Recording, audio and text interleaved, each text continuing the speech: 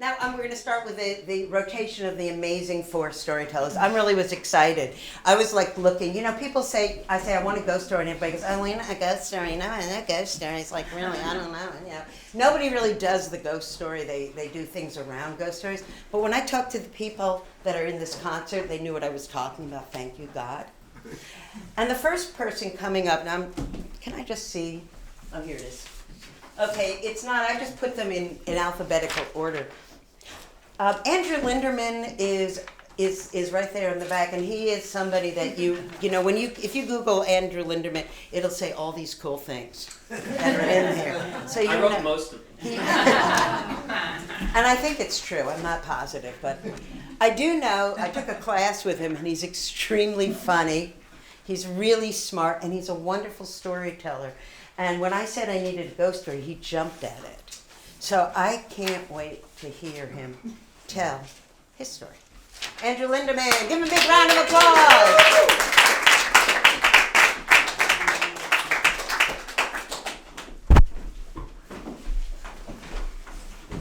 Got some notes here because I'm just working the kinks out of this, so shit might get a little kinky. It's not a kinky story though. So yeah, when Robin told me that the theme was sort of ghost stories, I didn't really think as much about the ghosts outside in my life as the ghosts I've had to kind of process within my own life. And when I think about these ghosts, I think about specifically the first time I met this woman named Michelle. And it was June of 2009. And when I was walking up to her door, this was in a house out in Oakland, California, and the first thing that I saw about Michelle was that she looked exactly like I did when I was on vacation as a 12-year-old. She was wearing a big oversized Lakers t-shirt, she was wearing cargo shorts and flip-flops, and I said, "Hey Michelle, how's it going?" And she goes, "Come up here and sit down." So I came up onto the porch, into the house, and I sat down, and she just looked at me and she said, "Why do you want to live here?" And I said, "Well, I've been going through some shit." And she goes, "Yeah, I've been going through some shit too." I was like, "Oh, awesome, I'm not the only one." And I said, I'm looking for a place that's going to help me kind of find what I'm looking for in life, some purpose. And she goes, "This might actually be the place." I was like, "What are you talking about?" And she goes, "I've lived here for a long time. And I moved here years and years ago. And this house has helped me kind of heal from a lot of things that I've been through." I said, "That's pretty cool. Like, I don't know a house could do that." She goes, "Yeah, it's a funny thing. I moved here from New York, and Michelle was sort of a stocky woman.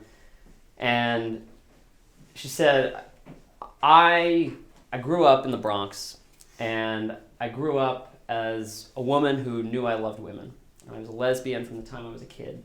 And I always wanted to move out to San Francisco. Because everywhere I would go in the Bronx, I just got shit all the time. People would shit on me.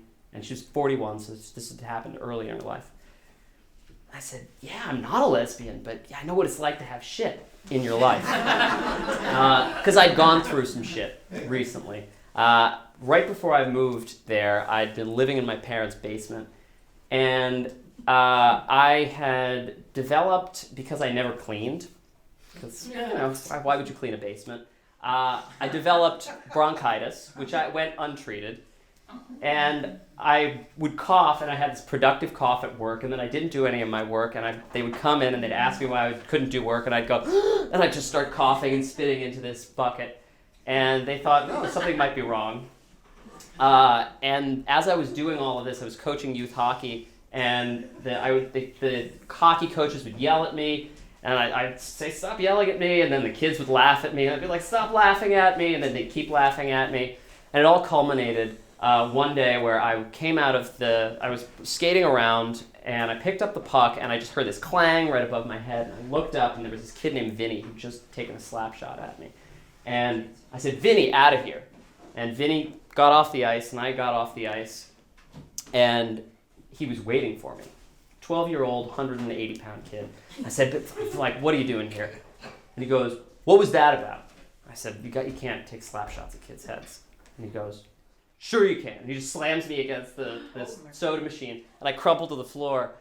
And he laughs, and he walks away, and then I come back in, and I walk into the locker room to yell at him, and all I hear is 12-year-olds laughing at me. And they're laughing at me, and that's when all of the sputum starts. I'm like spitting all this stuff. So I was not in a great place. Fired from my job, embarrassed in front of these kids, living in my parents' basement. I needed this place to go. So I tell Michelle all of this. She's kind of listening. She goes, all right, fine. But there are three rules that I have. 3 things you should know about me. She goes, first thing is that I like to smoke weed. I said, okay, that's not a problem. And at that moment, she grabs a pipe, puts weed in it, and starts smoking it. Since I didn't know about it now, but, there's weed there. And she goes, the second thing you should know about me is that when I have sex, I tend to be loud. I said, oh, that's kind of cool. And she goes, but it doesn't happen often. I was like, me too! And she goes, and the third thing, and this is kind of important, is that I have cancer. I go, oh, I'm like, I don't know what's going on. She goes, but it's okay. It's in remission. I got it under control. But this house has kind of helped me heal. It's helped me get into this space where I can start to deal with this cancer and process it. So I say, cool. So she takes me around the house, and it's this beautiful 1905 craftsman house. And we walk through the rooms, and we walk down the back set of stairs, and we walk out to the yard in the back, and there's an old garage from the 20s, and there's a yard, like a garden with a grape arbor and fruit trees and a vegetable plot, and it's in this patch of sun in the middle of fog all around us. And I think, this is the place. Right. So I go home and I email her right away, and she takes a little while to get back to me, but finally she gets back and says, come on, move in. So I move into the house, and the day that I'm moving in, I'm bringing all my boxes in, and my dad's there, and we're unpacking everything, and I've got all of the boxes there, and I have a new job that I'm starting the next day. And right as I'm about to go to the back porch, because there's a front porch and a back porch, I take the stuff through, I have this box, and I'm taking it out to the shed, and I'm holding the screen door, like the thing, with my leg, and I'm passing the box to my dad, and my leg slips, and the screen door comes back, clang, reverberates through the whole house. Wooden house, 1905. And I just hear, what was that? And I go, oh, sorry, Michelle. She goes, I hate noise. I said, I don't like noise either. So I finish unpacking, and Michelle is away when I get home, and I don't think anything of it, and I go to sleep. And I wake up the next morning. It's my first day at work. And I'm late. I wake up late, and I take a shower, and I get all my stuff together, and I'm up, and I'm out the door. And as I'm out the door, I'm running for the door, and I just miss the handle, and clang, and I just heard, what the fuck, you motherfucker! And I'm gone. Like, I get on my bike, and I bike out of there. And I come home, and Michelle's gone. And I go to sleep, and I wake up the next morning, and she's not there. But there is a 2-page handwritten note. And I'm like, this is a little strange. And I read the first line, and it just goes, Andrew, I thought you were a respectful, nice young man. You're not! Capital letters. You're a disrespectful jerk. I've been through too much shit this year to deal with people like you. You better get your act together or get out. Michelle. And I'm just shaking, and I call my friend. I go, you can't believe this bitch. She was like, she's doing this to me. And he goes, yeah, she sounds crazy. And I was like, I don't know, but I really want to live in this house. I think it can help me. I don't know what to do. And he goes, just calm down, whatever, you'll work it out. So the next day, I don't see Michelle. The day after, I don't see Michelle. And a couple days later, I come out of my room, and I'm doing dishes, and it's the weekend. It's been about a week. And I'm washing the dishes, and I see Michelle come out of her room, looking like a 12-year-old, shaved head. And her cat comes out, and I say, hey, Michelle, I'm so sorry. I just been meaning to tell you. I'm so sorry about the door. I've been running. She goes, you're pretty inconsiderate. And she wasn't wrong. I neglected to clean my apartment for most of my life. I hadn't been able to hold a job. I hadn't really dealt with any of the relationships in my life. I'd left things on a bad note. So I said, yeah, I'm sorry about that. And she goes, are you? I said, I think, yeah, I am. But anyway, I want this, in the future to just be more copacetic with us. And she goes, well, I have something to tell you. I said, what is it? She goes, I'm moving out. I said, why are you moving out? She goes, well, what I realized with the noise, I need my own space. And I can't be in this space with you. I said, okay, if you feel that way. She goes, don't worry, you'll have the place to yourself. It's a nice house. You'll enjoy it. It'll help you grow. So I am just shaking, and she leaves, and I go back into the room, and then I think about the letter, and I turn on Archie Bell and the Drells, and I'm like, fuck Michelle, fuck you, bitch! And it's like an excessive reaction. And I call my friend, he's like, yeah, she's gone, the house is yours. And a week later, she actually is gone. And I start decorating my room a little bit. I spend time in the yard, out in the sunshine. There are cats from the neighboring yards coming in. I invite my friends over, we drink beer. And about a week later, I get an email from her. And she said, Andrew, if you could just do me this favor, there's a package coming for me in a couple days. If you could just drop it off at my new apartment. She gave me a new apartment. And I kind of got the email, and I thought about it, and I was like, no, I'm not going to do that. But I will leave it on the back porch for you. And she gets back to me right away. She goes, no, it would mean a lot for me if you would do this for me. And I said, no, I'm sorry, I can't do this for you. And get no response. And then I email her later and say, it'll be on the back porch if you want it. So the package arrives, and I put it on the back porch. And I don't think anything of it. And a week goes by, and then 2 weeks go by, and then 3 weeks go by, and I forget it. And I start my new job, and the new job flops. I get laid off about 3 weeks in, then I get a job at Trader Joe's, down the street from me. And I'm working at Trader Joe's, and I'm working the night shift every night, breaking down pallets of wine, breaking my back in the process. Not literally, but like breaking the back. And I start meeting these guys, and we're drinking, and we're having fun, and we're throwing parties, and I'm having more and more people over, and I start doing improv, I start doing comedy, I start DJing at the radio station, and I'm doing all of this stuff. I'm starting to kind of get my bearings about who I am, sort of what I want to do in life. And about a year in, somebody comes through my line one day and says, they're buying all this shit, like almonds and packaged stuff and little like curries. And I said, what's all this for? It's random dry goods. And they go, oh yeah, I'm going to Burning Man. I was like, Burning Man? What's Burning Man? And they said, oh, it's out in the desert, this festival. And I'd kind of heard about it.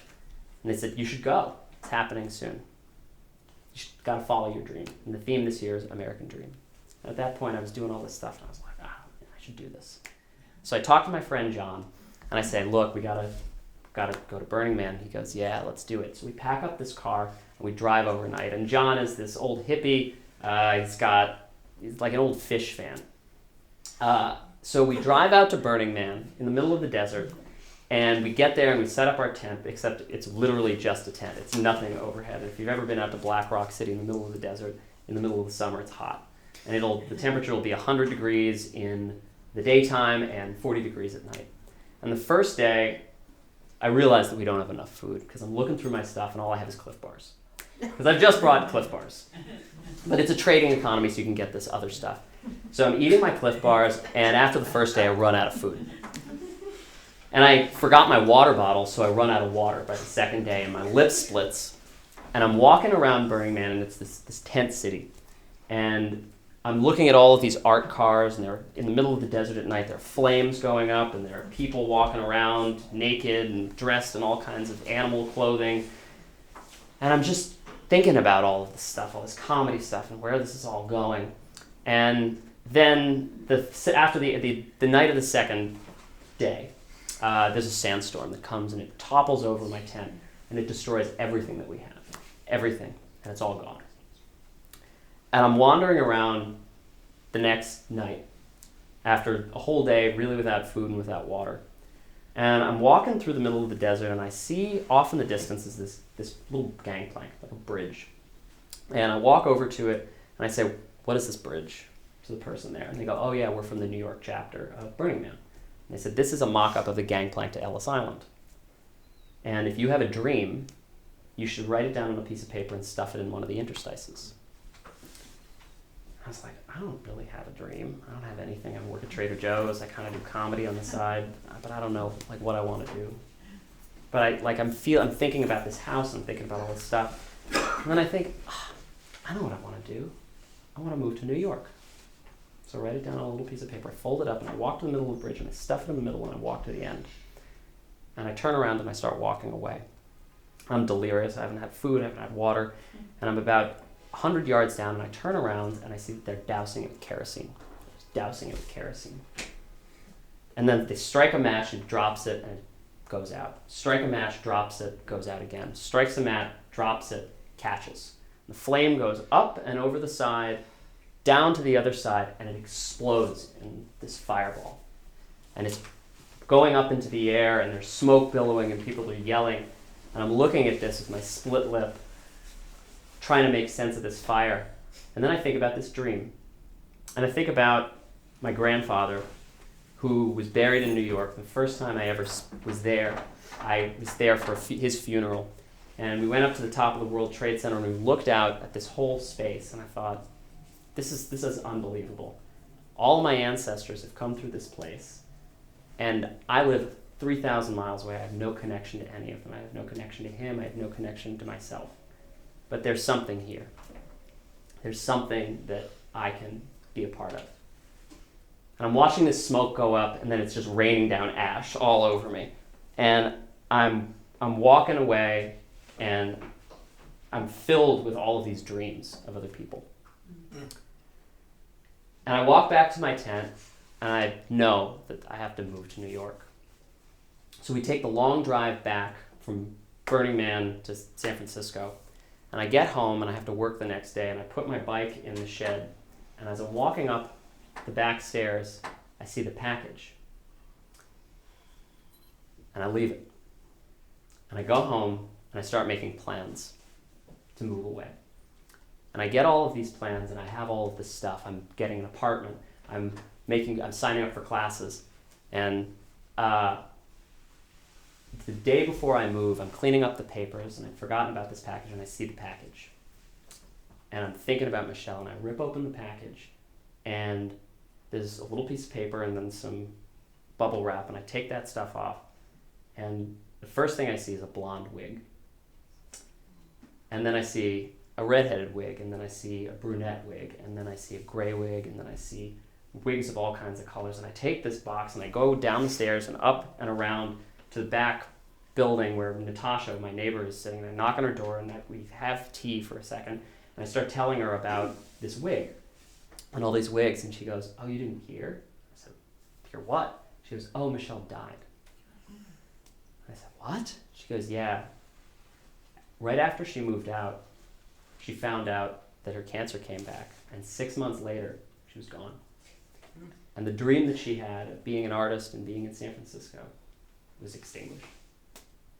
And that experience is, she's gone." And then she was like, "How you doing?" I was like, oh, not good. So I walk back, and I'm looking at these wigs, and I'm kind of feeling them over, and I'm in this little patch of sunshine. And then all of a sudden, I feel these hairs on my arms start to raise, and then the back of my neck, and I feel this chill. And I see the fog move from my right all the way over, and the fog move from my left all the way over, and this cloud just descends over me. And all of a sudden, I hear a hinge. And then this hinge gets stronger, and it's whipping back and forth. And then it whips back and forth a little more violently, and a little more violently, and a little more violently, and a little more violently, and then it whips all the way back, and clang, hits the door frame. And nothing happens, because there's no one inside. And there's nobody there to be considerate. And there's nobody there to think about anyone else. And I start thinking that I got to start thinking about some other people. So I moved to New York, and I now live in my own apartment. And we get packages delivered all the time, and we get things sent. And now, every time the packages are sent and the packages arrive, I always make sure to take them up and put them on people's door frames, and I make sure to close my door as slowly as I possibly can. And if I think about Michelle, I'd like to think that somewhere she's living that dream, and she's having the loudest possible sex of her life, and she's smoking as much weed as she possibly can. So thank you guys.